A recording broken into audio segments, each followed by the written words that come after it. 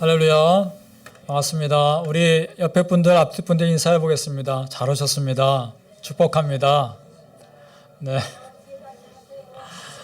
예, 반갑습니다. 오늘 날씨가 갑자기 추워졌는데 또 이렇게 예배 자리에 오신 여러분 감사합니다. 자, 오늘 말씀 마태복음 2장 말씀 보겠습니다.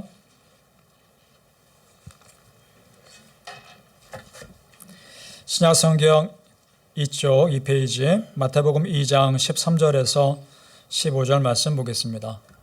마태복음 2장 13절에서 15절입니다. 같이 읽겠습니다. 시작.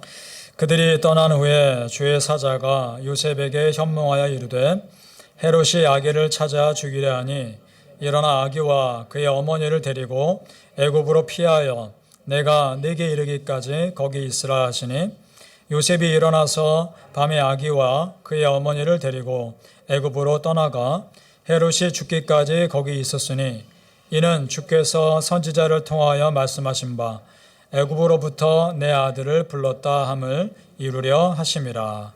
아멘. 오늘 말씀 제목 시련이 있다면 감당할 힘과 은혜도 있습니다 라는 말씀을 통해 예배하신 은혜가 있으시기를 축복합니다. 오늘 말씀 보면서 남편 된 또 아버지 된 요셉의 입장을 좀 먼저 생각해 보게 됩니다. 결혼도 하지 않은 약혼녀가 아기를 임신했습니다. 그것도 어떻게 보면 참 기가 막힌 일인데 거기에 더해서 천사가 어느 날 갑자기 나타나서 빨리 애굽으로 도망가라 합니다. 헤롯 왕이 죽이려 하니까 빨리 도망가라 합니다. 엎친 데 덮친 격으로 이해할 수 없는 상황이 계속되고 있죠. 자, 2장 13절을 잠깐 먼저 보겠습니다.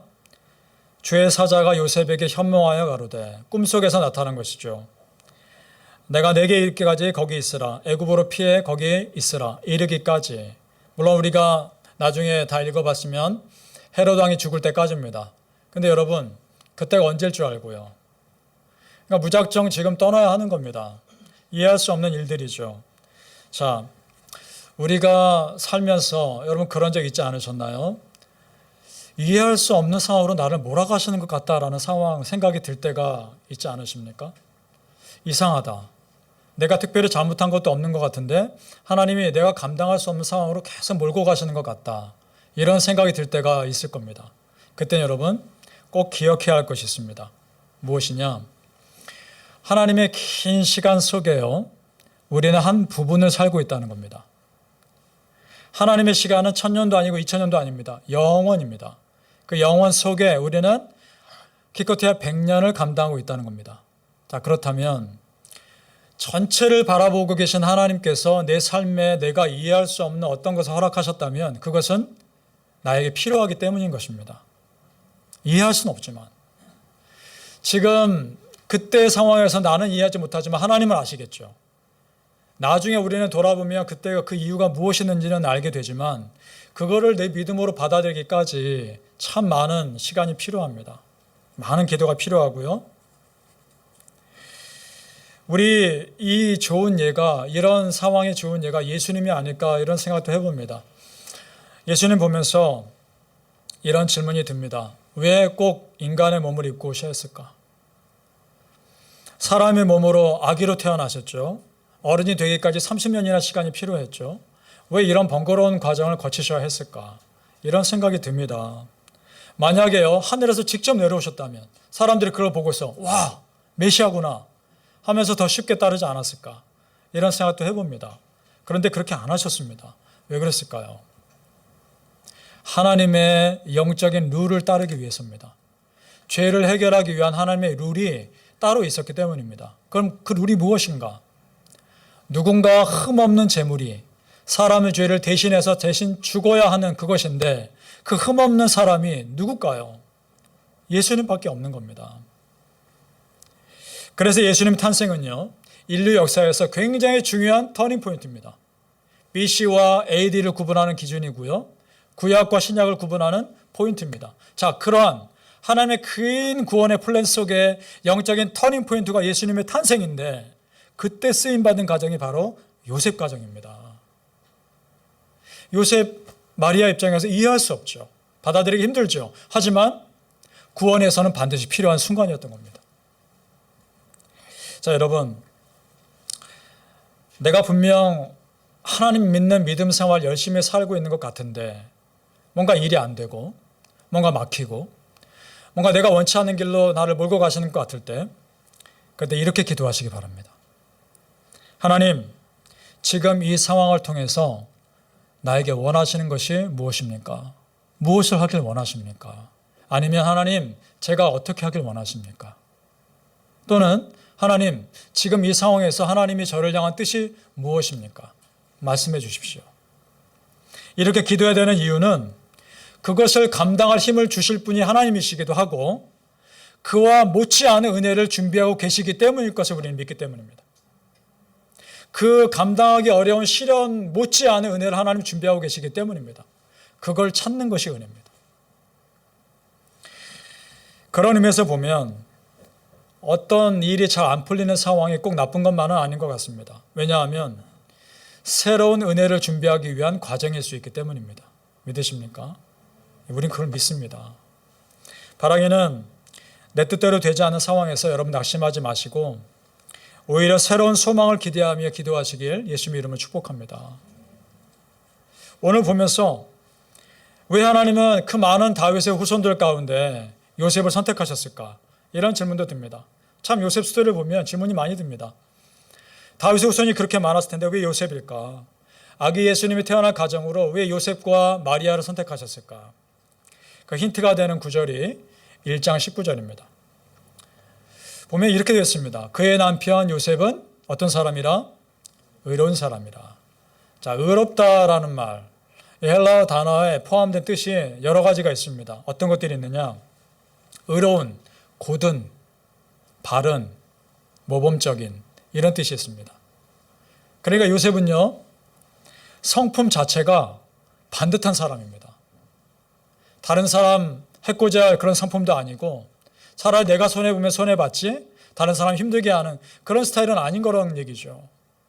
그래서 마리아가 결혼하기도 전에 임신했을 때 조용히 마리아와 끊어지려고 했던 겁니다. 그러니까 요셉은 율법의 칼날을 들이대지 않습니다. 율법의 칼날이 뭡니까? 죄에 대한 책임을 묻는 거 아닙니까? 그러지 않고 오히려 율법의 핵심, 사랑과 용서를 실천합니다. 그렇죠? 여러분, 이것이 정확히 예수님의 사역입니다. 예수님이 하신 일입니다. 우리 예수님이 이 땅에 오셔서 율법 들이대며 누구를 정죄하시든가요? 아니지 않습니까? 사랑하고 용서하고 회복시키는 일을 하지 않으셨습니까? 그런 예수님이기 때문에 그런 요셉의 가정에 태어나게 하셨던 겁니다. 또 하나 하나님께서 요셉을 선택하신 이유는 즉각적인 순종의 사람이었습니다. 자, 14절 말씀 보겠습니다. 요셉이 일어나서라고 되어 있습니다. 천사가 꿈에 나타났습니다. 빨리 도망가라 했습니다. 그의 반응입니다. 즉시 일어납니다. 일어나서라는 저 뜻에 이런 의미가 있습니다. 박차고 일어나다. 주저하지 않은 거죠. 조금도 주저하지 않은 겁니다. 박차고 일어나서 즉시 순종한 겁니다. 그러니까 기본적으로 요셉은 말씀을 잘 따르는 사람입니다. 그러니까 그를 선택하셨고 훈련하셨던 겁니다. 감당할 만한 사람이었기 때문에 그런 시련을 허락하셨던 겁니다. 하나님께서 나에게 원치 않는 상황들을 이끌어갈 때 그 훈련의 모양이 참 여러 가지입니다. 나를 힘들게 하는 사람이 옆에 있을 수 있습니다. 그런데 여러분, 그 사람이 문제가 아닙니다. 내가 문제입니다. 나의 모난 모습을 훈련하기 위해서 하나님이 나를 힘들게 할 사람 옆에 두신 겁니다. 만약 그 사람 내가 피하면요, 또 다른 사람이 기다리고 있는 겁니다. 지금 나를 힘들게 하는 사람을 내가 기도로 잘 이겨내며 견뎌내는 것이 지혜로운 것입니다. 때로는 건강이 나를 훈련하는 도구가 될 수 있습니다. 건강이 약하니까 더 기도하게 되고 더 하나님 붙잡게 되고 정말 죽음의 고통 가운데 아파봤다가 깨어나신 분들은 특별한 간증의 삶이 있습니다. 하나님만이 아시는, 그분과 하나님만이 아시는, 그러니까 더 하나님 붙잡을 수밖에 없는 그런 삶이 있습니다. 분명. 재정의 묶임, 사람과의 관계의 묶임, 때로는 나의 모난 성격들이 나를 훈련하는 도구가 될 수도 있습니다. 그런데 여러분 기억하십시오. 하나님은 그때마다 감당할 힘을 주실 줄로 믿습니다. 우리 고린도전서 10장 13절 말씀 우리 함께 같이 읽겠습니다. 정말 이 말씀이 여러분에게 그대로 이루어지길 축복합니다. 시작. 사람이 감당할 시험 밖에는 너희가 당한 것이 없나니 오직 하나님은 미쁘사 너희가 감당치 못할 시험 당함을 허락지 아니하시고 시험 당할 즈음에 또한 피할 길을 내사 너희로 능히 감당하게 하시느니라. 아멘. 이걸 겪어야 더 귀한 성품으로 성장하니까 하나님 허락하신 것입니다. 그 하나님 우리는 신뢰합니다. 그리고 또 놀라운 말씀이 있죠. 오늘 말씀에 피할 길을 내사, 이 말씀에 피할 길을 내사. 하나님은 감당할 힘도 주시지만 때로는 너무너무 못 견뎌 하시면 피할 길도 내주시는 분인 줄로 믿습니다. 어떤 CCM 가수가 이런 간증한 게 기억납니다. 사방이 막혔어도 어디가 뚫려 있다? 하늘은 뚫려 있다. 무슨 말일까요? 기도할 수 있다는 거 아닙니까? 사방이 다 막혀 있어도 기도할 수 있다. 그것이 우리의 피할 길인 줄로 믿습니다. 바라기는 지금 내 모습과 내 상황 보고 우리 낙심하지 맙시다. 이미 감당할 은혜 주셨습니다. 그걸 믿으시고 자신감 있게 살아가시기를 예수님의 이름으로 축복합니다. 이러한 하나님의 인도하심과 보호하심 앞에요, 사람의 위협은 아무것도 아닙니다. 왜냐? 위험이 있을 수 있습니다. 하지만 그 가운데 하나님도 계십니다. 마태복음 2장 16절을 보면 헤롯 왕이 화가 잔뜩 났습니다. 그 아기 예수 찾아서 죽이려고 했거든요. 그러나 동방박사들이 알려주지 않고 도망갑니다. 헤롯 왕을 봅니다. 16절에 이 사람이 얼마나 잔인한 사람인가요? 박사들에게 자세히 알아본 그때를 기준하여 2살부터 그 아래로 다 죽입니다. 왕이 될 가능성이 있는 아기들은 다 죽입니다. 그런데 여러분, 정작 영원한 왕이신 아기 예수님은 죽이지 못합니다. 마치 구약의 애굽왕 바로가 이스라엘의 모든 남자 아기들을 다 죽이려고 했지만 출애굽할 인물로 쓰일 아기 모세는 살려둔 것처럼, 죽이지 못했던 것처럼 똑같지 않습니까? 아기 모세의 어머니가요, 모세를 숨깁니다. 바로가 아기들을 죽이려 하니까. 그런데 아기가 자라니까 울음소리가 커지죠.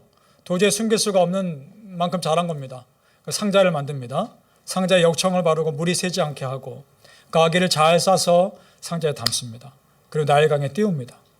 그걸 마침 누가 발견하나요? 바로 왕의 공주가 발견합니다. 바로의 딸이, 그 이스라엘 모든 남자를 죽이려 했던 그 바로의 딸이 그걸 발견합니다.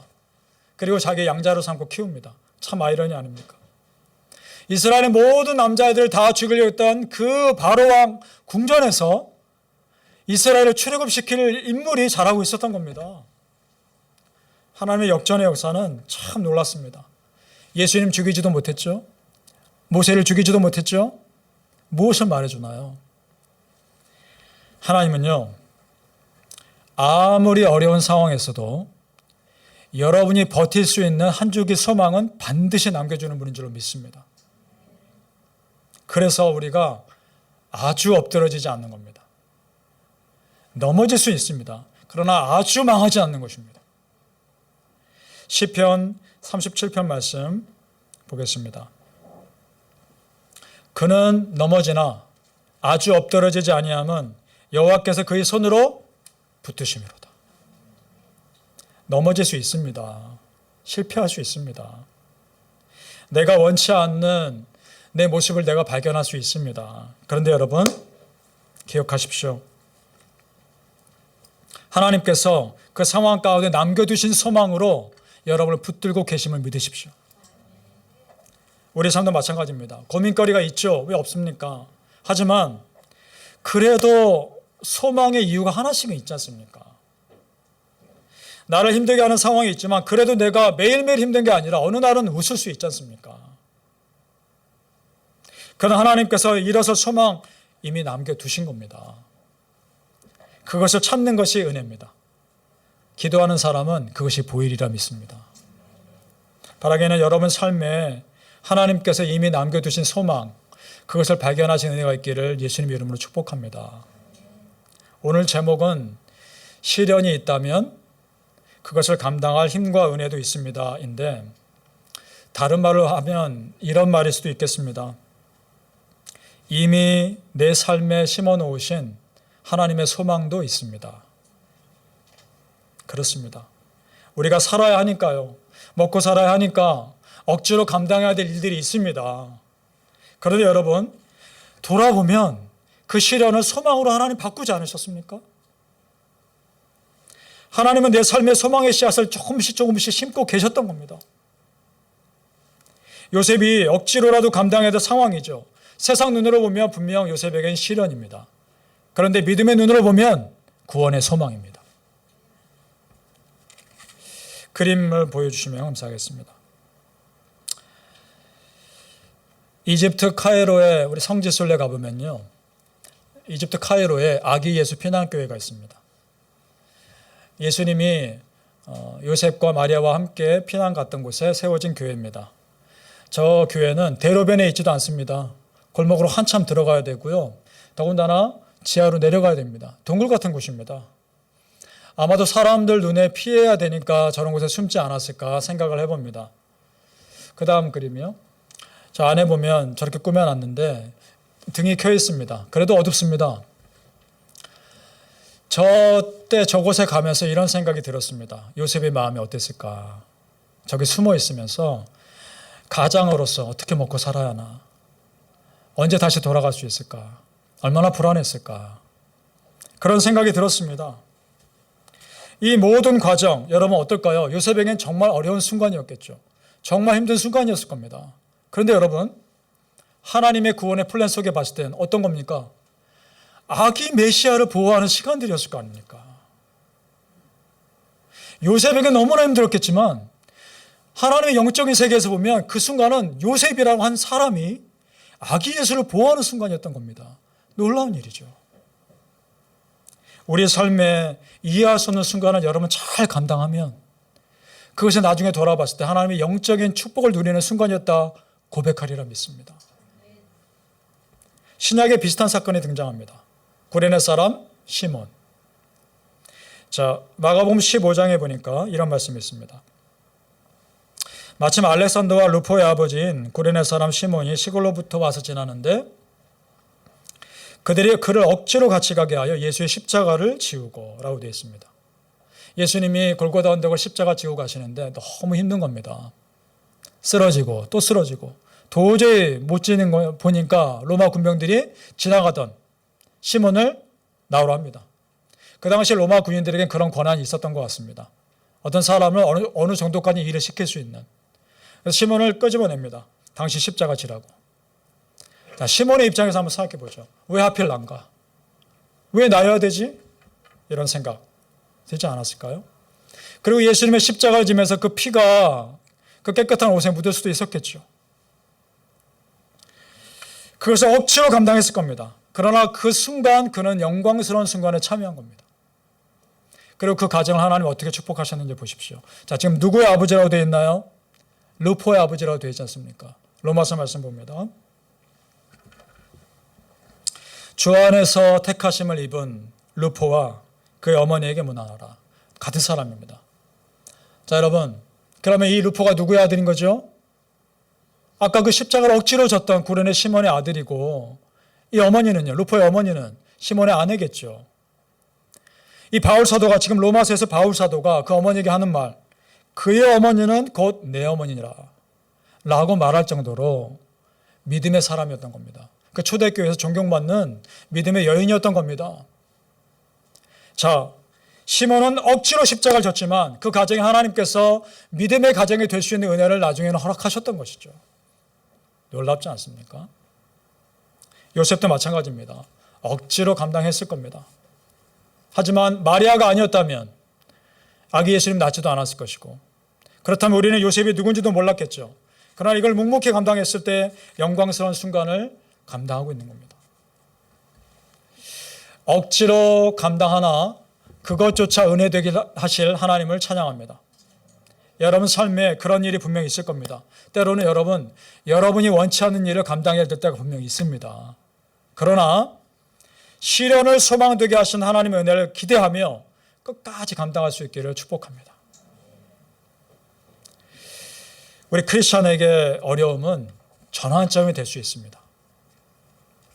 요셉 가정에 처녀의 몸으로 아기를 낳고 애굽으로 피신했다가 다시 돌아오는 이 모든 과정, 분명한 터닝 포인트입니다.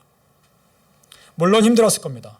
그러나 잘 감당했을 때 평범한 삶과는 전혀 다른 삶을 살아간 것입니다. 그런 믿음의 도전이 요셉으로 하여금 거룩한 사명을 감당하게 한 것입니다. 여러분, 하나님의 특별한 은혜는요, 내가 지금 위기다, 도저히 내 힘으로 감당할 수 없다라고 하는 그때에 꼭 임합니다. 시편 말씀 보겠습니다. 23편 다윗의 시에 내가 사망의 음침한 골짜기로 다닐지라도 해를 두려워하지 않을 것은 주께서 나와 함께 하심이라. 주의 지팡이와 막대기가 나를 안위하시나이다. 아멘. 사망의 음침한 골짜기 다닐 수 있습니다. 그러나 그때 무엇이 있습니까? 주의 지팡이와 막대기의 보호하심도 있습니다. 더군다나 그 사망의 음침한 골짜기가 우리 삶에 없을 리는 없으나 누가 함께 계십니까? 하나님이 함께 계십니다. 믿으십니까? 시련이라고 하는 껍질을 계속 벗기다 보면 그 가운데 소망을 만나게 될 겁니다. 그런 은혜가 여러분의 길을 축복합니다. 누구에게나 전환점이 있습니다. 2019년 여러분 어떠셨습니까? 늘상 반복되는 일, 또 반복되는 시험들, 반복되는 갈등들, 그것 때문에 마음이 또 무뎌지진 않았습니까? 그렇다면 2020년 여러분 과감하게 영적인 침묵을 깨뜨리시고 새로운 믿음에 도전해 보시길 축복합니다. 하나님 반드시 도와주시는 은혜가 있으리라 믿습니다. 자, 우리 예배 열심히 드리시잖아요. 정말 이전과 또 다른 예배의 헌신의 수준까지 정말 예배 열심히 드려보십시오. 성경 읽는데 띄엄띄엄 읽는 것이 아니라 정말 처음부터 끝까지 한번 읽고자 결단해 보시고 할 수 있으면 성경 써보지기도 하시고 금식 기도도 때로는 해보시고 안 해봤던 그런 영적인 도전들 해보시길 바랍니다. 전도 안 해봤다면 전도도 해보시고 그럴 때 하나님의 놀라운 은혜가 여러분의 있기를 축복합니다. 바라기는 여러분에게 주어진 올 한 해 믿음의 도전 두려워하지 마시고 적극적으로 새로운 은혜를 맞이하시기를 예수님의 이름으로 축복합니다. 아멘.